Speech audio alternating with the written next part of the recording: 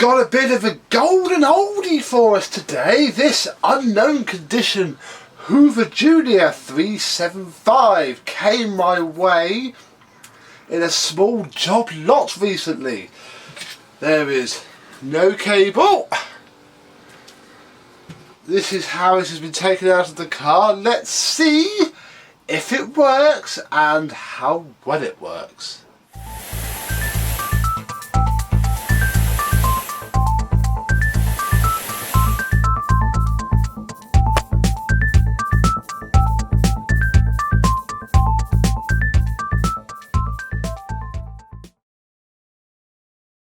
Yes, hello my vacuum cleaner chums. How are you today? This Hoover Junior 375, we cannot date it with that serial number because it is done on build runs rather than straight out date, but it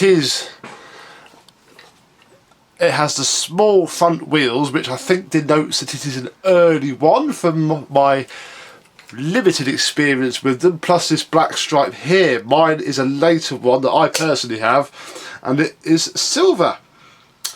What do I know about it? Not a great deal, I'll be honest. I picked up some machines for another collector actually, who wants one of the machines that I got. This isn't it. He said I can keep this. So we're going to see what we can do with it. I can't say it's ever going to be worth money, but it'll be a fun thing to try and kick some life into regardless. So, what have we got? Well, the actual machine itself is in fairly good condition actually. Little bit of scuffing on there, but that should clean up quite well actually. Brush roll is quite rusty, but does turn. The brush strips are very, very worn now. Just a lot of surface rust everywhere. Really, not a lot else one can really say about it. The height adjustment is locked. No, it does turn. That's interesting. So the height adjustment does work. And there's going to be a pain to clean that up because that's riveted on, and I don't own a rivet gun, which is a bit of a shame. I think the handle release works at least, so that's good. Although the return spring is a little bit iffy. The bag, it has the original bag, however it has not, time has not been kind to it. There is a big hole there. Whole thing is stiff as if it's never been washed, and it is starting to rot a little bit at the top, which is a bit of a shame. It's not coming off the strip, which is a shame because you've got to bend that out to get the cloth bag off, and they never go back on the same again. There's a big hole there as well, so sadly this bag, as much as it is the original one, is for display only. We shall have to see what we can do about that. The handle, I think that's not legit genuine, but it seems to be fairly well riveted on, so it might be. I've no idea what the DOM 1935 is. It could be 1935. Could be legit. And the other big problem is the handle is in incredibly good condition, but the same cannot be said for the switch, which does work-ish, and there is no cable. So I think the first thing that we need to do is to stick a cable on this and see if we can get some life into it. Okay, so I have found a cable which actually came from that scrap blue Hoover Pure Power that I had fairly recently, I'd imagine. So what we shall do is undo these two screws here,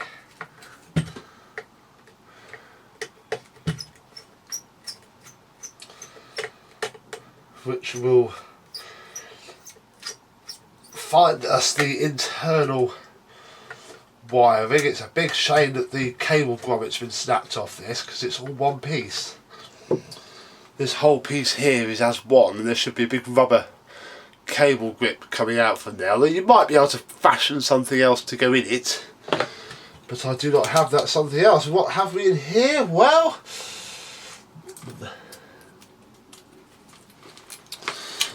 some lovely cloth wiring, which we all know and love, and the wiring itself. Now I think these switch the live, so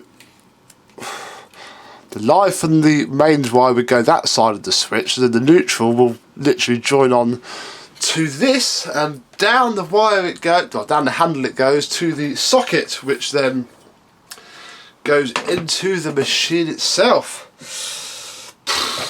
So we shall feed this cable through here so we can work on it. I almost want to try and tidy this up as well. I don't quite know what's... Oh god, that's held on by a little tiny strand. So I think we shall clean this up as well, just to make it as safe as it's ever going to possibly be. The problem with these wires, they all go brittle. Pull this forward. I'm using this as a little leaning post because it's a bit easier. So we'll strip a fair bit back. I'm not going to crimp this. We are purely just going to wrap the cable around the back of the screw.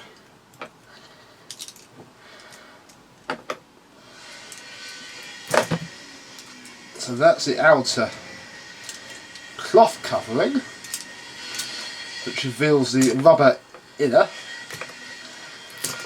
which comes off, and that's not in too bad condition actually. I can't pull it apart with my fingers, which is generally a really good sign.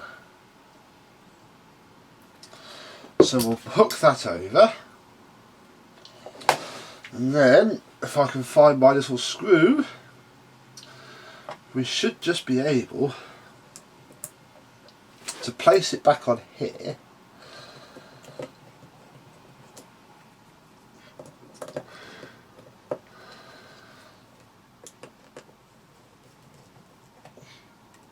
There we go, that is much nicer. We best strip down this new cable a bit, just to wire the live on.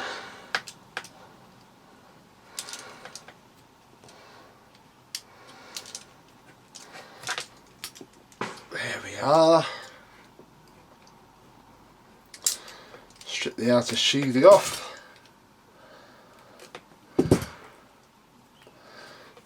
Marvellous. Then we need to undo the other screw on the other side of the switch, which should come off fairly well. Apparently these are in a museum, the guy said. I've got 3 of them. One is for the person who put me onto the job lot. I picked him up on his behalf, and he said I can keep this and the other machine. I don't really want this, I'll be honest.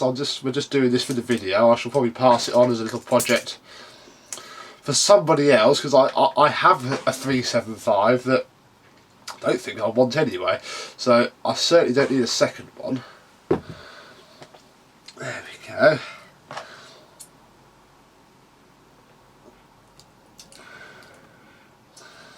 I wonder if it might be easier if I just do that screw up a little bit there. If I can just hook this around.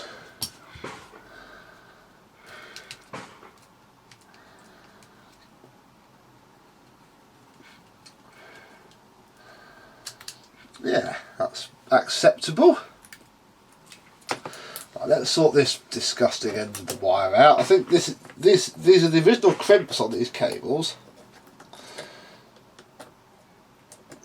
but they're just so tatty. I would rather like to sort them out. I don't think I've got a ring terminal on me, because that would actually be quite handy for this neutral. No, I don't. Oh well. Never mind. So we'll take that off. We'll cut this back because it's just a bit tatty really, and while we're here, I'd rather get rid of all of that. See, that was not too bad, I'll be honest. That could be worse. But while we're in here and doing it fairly nicely,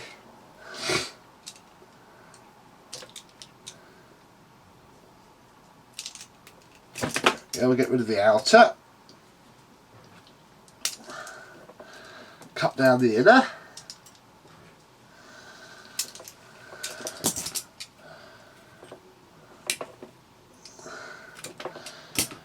Marvellous.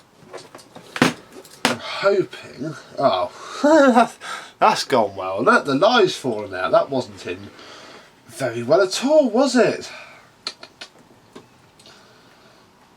Oh, bother. Let me see if I have got any crimps. Hang on. I have one ring terminal. One. Flipping one. So we'll put that on the neutral because there's two wires there and I can't really twist them together that easily. So we'll do that. We'll just have to be a bit more forceful with the live and wrapping it around its little screw. Come on. There we go, that'll do. Why didn't you go in, you silly live wire? Come on, you haven't got to be in very well, just safe enough that I can turn you on, really.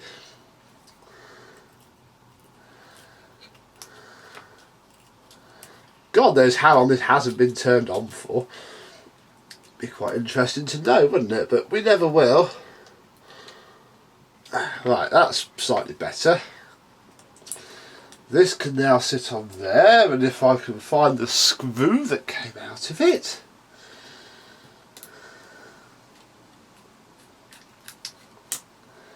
Marvellous.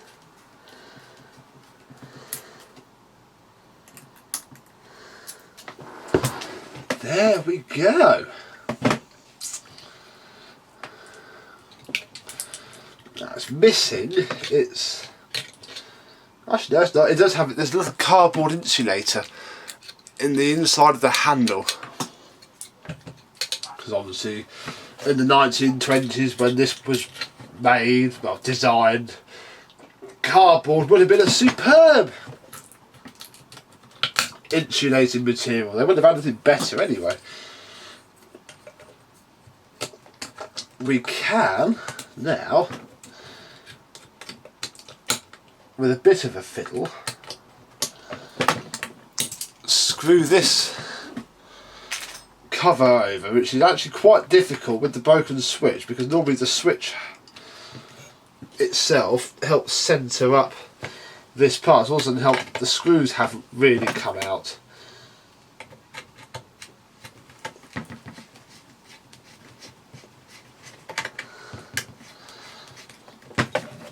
There we go. Come on. Normally you can hold the end of the switch, which centres up.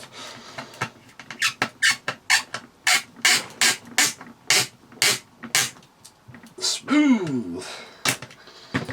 Come on, just. I don't mind being a bit forceful with the switch because it's knackered. Let's back that up. Ah, there we go.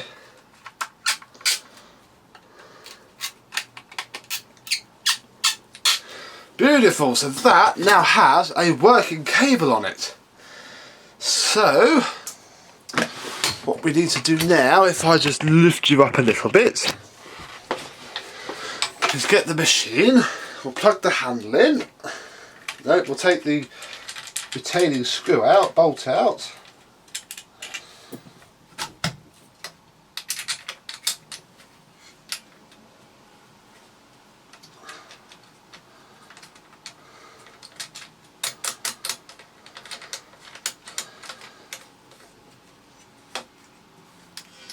clamp that in there nicely, there we go. So now it actually runs, although not very smoothly. Then we can get the bag. That's what's missing, the little hook that goes over that clip there to hold the bag in is missing. That's a shame that this bag's so tatty.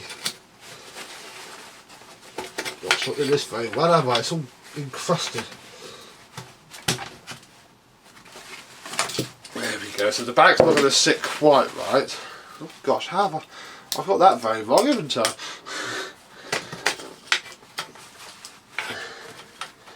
This has been moved. This isn't sat as it should.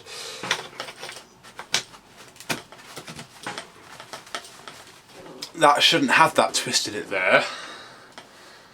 But I'm not taking it all apart now. I think we should now put our lives into our hands and plug this old girl in. Right, I've no idea if it's turned on. We're outside. Here we go.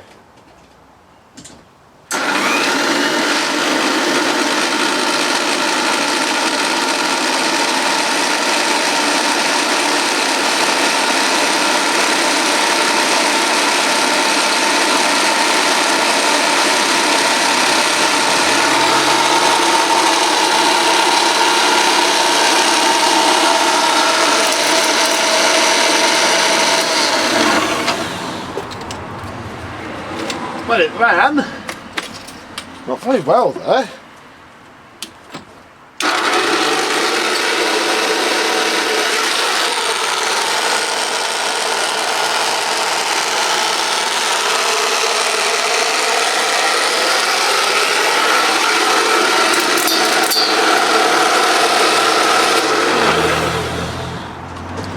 It absolutely stinks of carbon dust, but it runs right back inside. Well, it didn't explode, which is always a good sign. But it is not a happy chappy, is it? Did notice that one of the carbon brush holders isn't in as well as it could be. So that means that we can check the state of the carbon, and judging by the fact that I cannot pull that out, it might be a little bit seized. So we'll stick that back in for a start. Let's see if we can take the other one out. Oh, there's a bit of screwdriver, hang on. So these Bakelite end caps are quite brittle now. Ah, there we go. Ooh.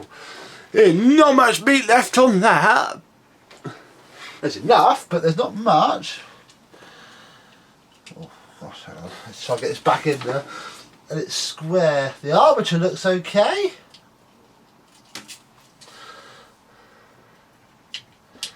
The armature is not too bad at all. There we go. Just tweak that up. Oof. It's a bit chipped anyway. I think it's been apart before. What else can we look at? I think we should take the belt off. Oof. That is the sound of dry bearings. That's probably what's making it sound so awful. Now that we can plug it in without fear of it blowing up, and I can just about manipulate the switch. We'll run it without the belt on. Huh. Or not. Well, why is it not working now? Oh, I know why. I would have pulled this carbon, oh god, just off, or one of the carbons just off of the armature, or not put it back on properly. Hang on. All our touch. The problem is it's all going to be so greasy and horrible in there that it's going to affect the way that it works. And I'm just going to check this other one just in case I've... oh god. Oh.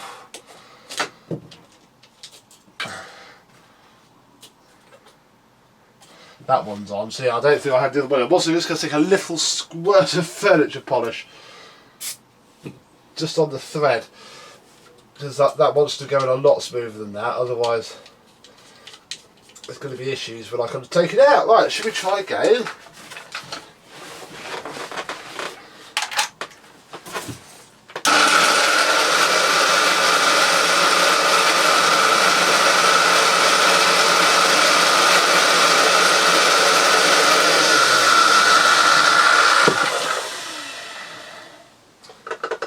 That is a dry, unhappy motor.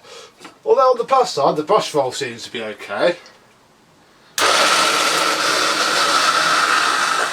I get the belt on the right way round, I'm amazed the belt runs.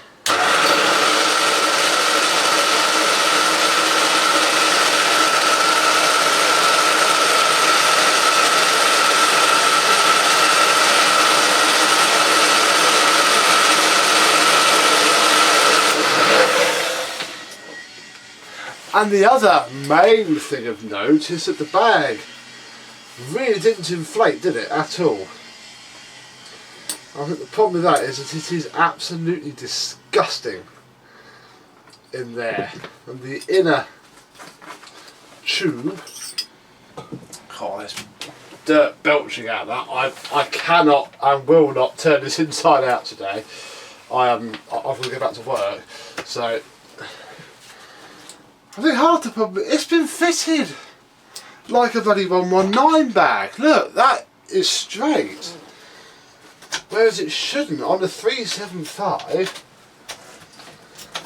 it goes around the front. Yet the only ways that I can get that on, that's annoying. This has been bodged by somebody who doesn't know what they're doing. Because that goes on there. This should go around the front, but in doing that, it twists the bag, I think.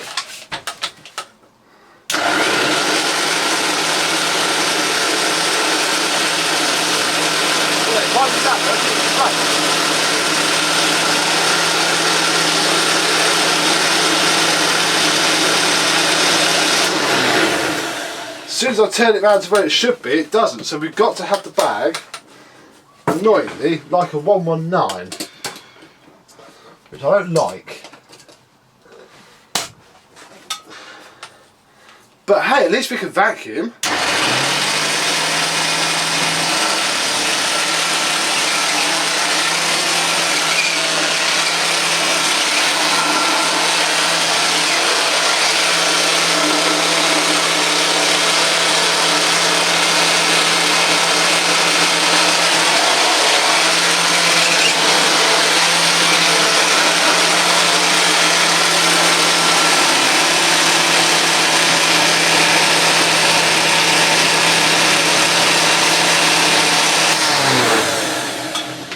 Not much beating as it sweeps as it cleans going on there.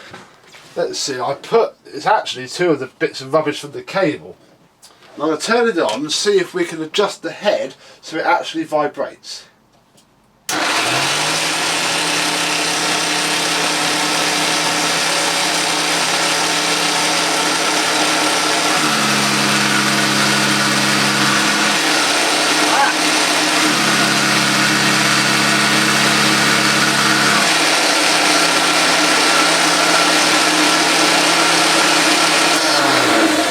This bag. This bag is so clogged up that as soon as I take it off, the airflow can flow and it works. That's annoying, so I can't really show you much more on this machine, except to say that it should polish up quite nicely. I mean, I only have furniture polish to hand at the minute, but if I zoom you back in again, I have furniture polish and a scouring pad, and actually I do have some bathroom cleaner. So let's see, because this is painted on, so we should be okay. It is coming off. I doubt it's ever going to be mint, but you know, that's could do with a bit of polish to be a bit less harsh on the old girl. but this has probably not been cleaned for, God, decades, I'm going to say. Absolute decades. But it is an early one, and you know, I've started this video, I was quite tempted to just sell it straight on as a project, but the more I clean it up, I mean, it's not perfect, but it's not bad either. The bumper is pretty shot. And now I think, would you like to see it cleaned up? I can stick it in the shed until this video goes live and you can tell me. Because I won't get round to it this winter anyway. I've got more than enough to be getting on with now, although I might wash the bag just to stop it from plastic rot. It's coming up okay, isn't it? If we stick a bit of furniture polish on it, give it a bit of a buff. Ooh, that's come up quite well. Let's see what the Bakelite does. There's a lot of paint on this. You know what, I think this top bit's painted. I don't think this top bit is Bakelite, you know. It's utterly disgustingly filthy. The Bakelite is on the back. This whole back chassis here is made of Bakelite. Let me just unplug it first before I go spraying shit all over, spraying rubbish all over it.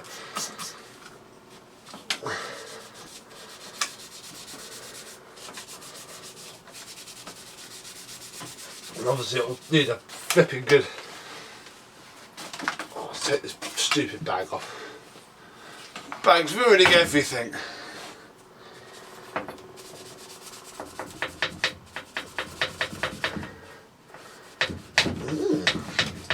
It's got potential, hasn't it? Underneath all that filth.